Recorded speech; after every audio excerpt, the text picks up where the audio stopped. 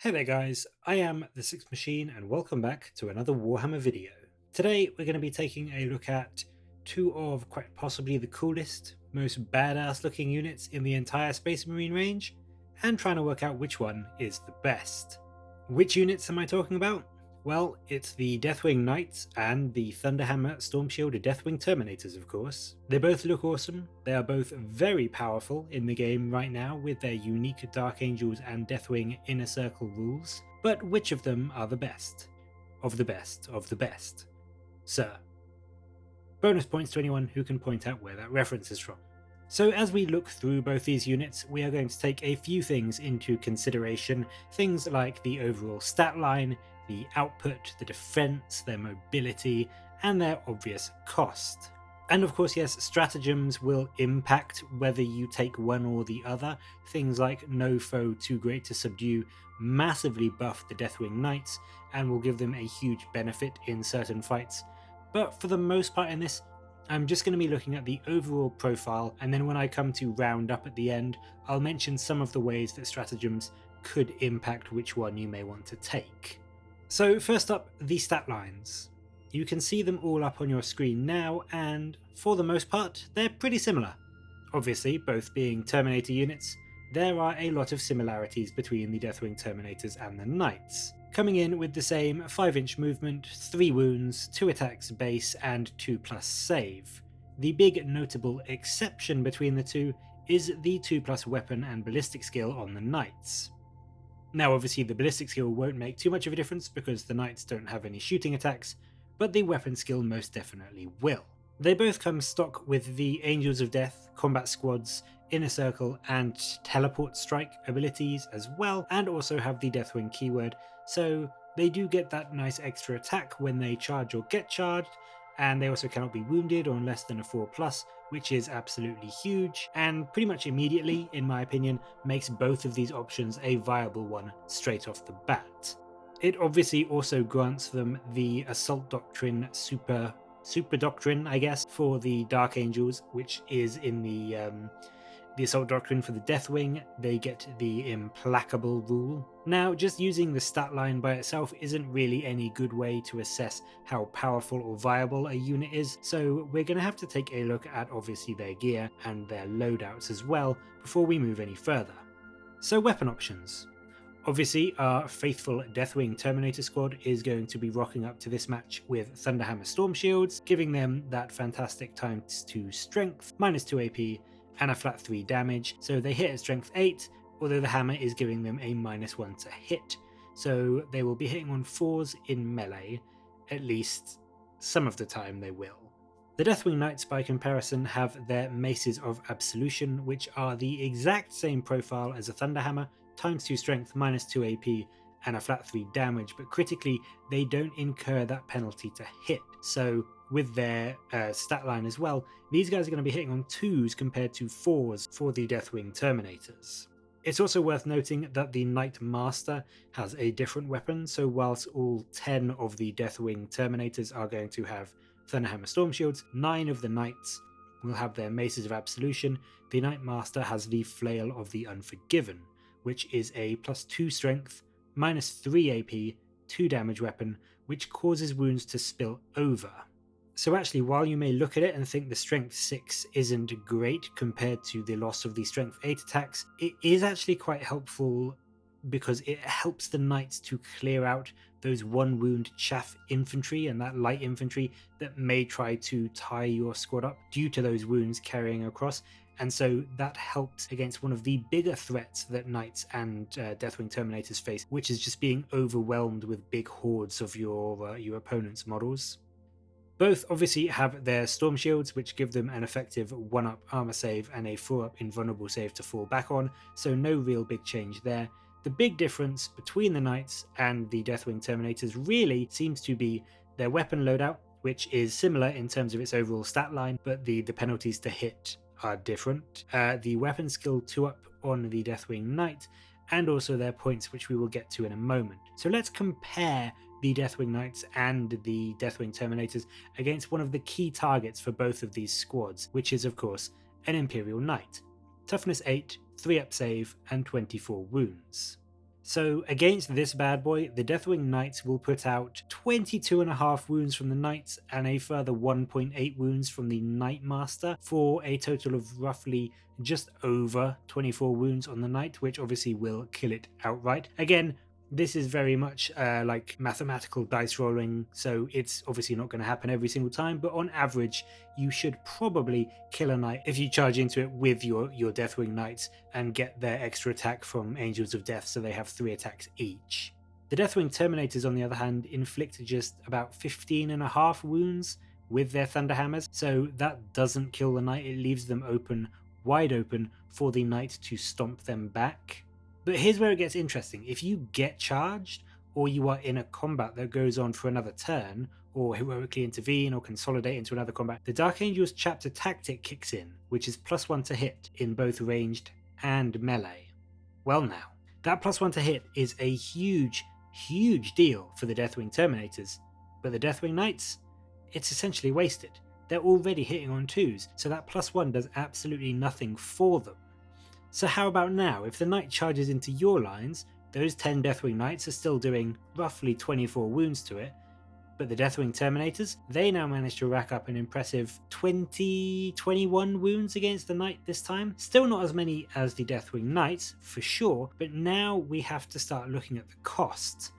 The Deathwing Knights are costing you 470 points for the 10 of them, while those Deathwing Terminators come in at a whole 40 points cheaper at 430 points. That is essentially a whole extra model that you could add to the Deathwing Terminator squad. The Knights end up costing roughly 19.5 points per wound in terms of their output, and the Deathwing Terminators sit at around 20.8 points per wound. That's really close, and whilst it still does favour the Knights overall, if you're bringing, say, 2 squads of Knights or 2 squads of Deathwing Terminators, that extra saving of 80 odd points could net you a Deathwing champion to go along with the Knights, or very almost a Deathwing Apothecary who can be healing or bringing back your really valuable Terminator models. So you've got to think, yes, the 2 units of Deathwing Knights will have a higher damage output overall, but for that same cost you could pretty much, you'd have to find 20 spare points somewhere, but you could get 2 squads of Thunderhammer Storm Shield Deathwing Terminators and bring an Apothecary, and I would say overall that is going to be a much better platform and a much more survivable platform and do more damage over the course of the game than the Deathwing Knights will. It's also worth noting that if you really want to get your Deathwing Terminators to hitting on 2s, you can absolutely do that with the Fury of the First stratagem from the Main Marine Codex. If you stood still, that counteracts the -1 to hit from the Thunderhammer, so you're hitting on 3s again, and then this stratagem can push you to 2s, so you are essentially the same as a Deathwing Knight for a whole, 4 points cheaper? 43 points compared to 47? I'm not going to math that out because it would be largely the same, because most of their attacks are going to be the exact same profile on what they hit on and their damage and their AP and their strength, so there doesn't seem to be too much point. The only real thing it would show would probably that the Deathwing Terminators would have a much better points per wound cost compared to the Deathwing Knights in that situation, but I don't think that's fair, because if I gave that stratagem to the Deathwing Terminators, you could argue that you're going to be using the Deathwing Knight specific stratagem, No Foe Too Great to Subdue, pretty much every chance you get, which really does buff the Deathwing Knights up to the stratosphere. One other thing to consider is the Deathwing Doctrine, which I mentioned earlier in Placable. What this does, as we've seen in the supplement, is that it gives your Deathwing units reroll wounds against characters or units which have models with 8 or more wounds. When you factor that into the equation, although you may think, it's going to be largely the same because the majority of their weapons are strength 8, with that -2 AP, flat 3 damage, but I think personally I would rather have that Sergeant with the Thunderhammer Storm Shield compared to the Flail of the Unforgiven, so that may redress the balance ever so slightly more in the Deathwing Terminator's favour. So when you factor in that reroll to wound, the Deathwing Knights are doing roughly 45 to 46 wounds to the poor knight, which is going to get absolutely annihilated. The Deathwing Terminators, on the other hand, are doing 38 to 39 wounds to the knight, which gives us a points per wound output of 10.2 points per wound for the Knights and 11.1 points per wound for the Deathwing Terminators. So it's literally just 1 point per wound for these models in terms of how good they are at dealing damage. That is incredibly close in terms of their potential output. Now, it has to be said that yes, Deathwing Knights do have the no foe too great to subdue stratagem, which is quite frankly a brilliant stratagem. Gives them an extra -1 AP and also +1 to wound, which absolutely 100% puts them way above Deathwing Terminators in terms of their melee output. But if you are thinking that that definitely places the Deathwing Knights as a much more attractive option to take than the Deathwing Terminators, I would say there's one more thing to consider, and that is that for 480 points, just 10 points more than the Knights, your 10 Thunderhammer Storm Shield Terminators can bring along 2 Cyclone Missile launchers to the table, which means they can be putting out 4 Strength 8 shots with D6 damage downrange at 48 inches, which is a huge distance for Deathwing armies, or also potentially 4d6 Strength 4 shots with blasts into hordes. And what's one of the nastiest things Deathwing have to contend with?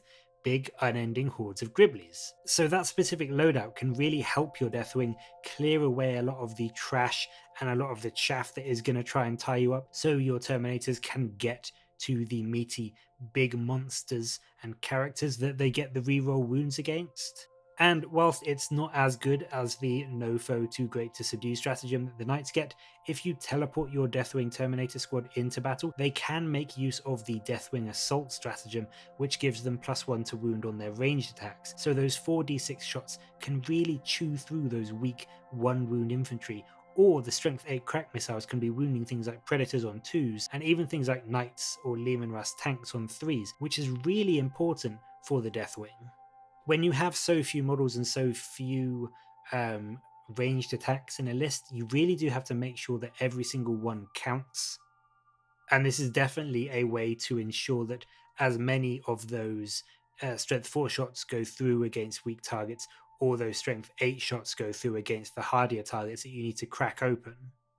I think it's fair to say that the Deathwing Knights are, in a vacuum, clearly better than the Terminators in terms of melee output. They just hit better, so they can guarantee that more of those wounds eventually get through, and despite being more expensive, their extra damage output just makes them slightly better value overall compared to the Deathwing Terminators. But it is a relatively small difference, especially when your Deathwing Terminators have been able to plant their feet in the ground and can get that +1 to hit for being a Dark Angel. What you lose when you take Deathwing Knights is the flexibility. They have no options for ranged loadouts or loadouts in any kind. They just have to take what they have and are a purely melee option. For the same 430 points of 10 Thunderhammer Storm Shield Terminators, you could instead take a squad of 5 with Thunderhammer Storm Shields and another 5 toting Storm Bolters and Cyclone Missile Launchers on 2 of them. With the ability to combat squad, this would give you a great squad which you could teleport in to unleash melee havoc among the enemy, and still have one to sit back, secure objectives, and put some much needed ranged firepower down the board at the enemy. Whilst if you just take Deathwing Knights, even combat squadded, both of them are going to require deep striking or a land raider if you want them to actually do anything throughout the game. And of course, one final thing to note from the supplement is that if you take these units in a Deathwing Vanguard detachment, the Deathwing Terminators get OBSEC, so they can control those objectives and they can keep those objectives from the enemy so much more effectively. And especially when you have such a small model count army, making sure that your units keep those objectives and don't get them stolen by some small unit of scouts or guardians or whatever it may be can really be key for winning games. I think overall, when I consider the two, a balance of both is best. Deathwing Knights will certainly kill more when they reach that all-important melee range, but even in 9th edition, a completely melee army I think will struggle. Despite the terrain rules and despite the smaller table sizes, a completely melee army will still struggle to not only get in combat with the enemy, but also complete objectives and get those secondaries and get all those primary objectives that you need to win the game.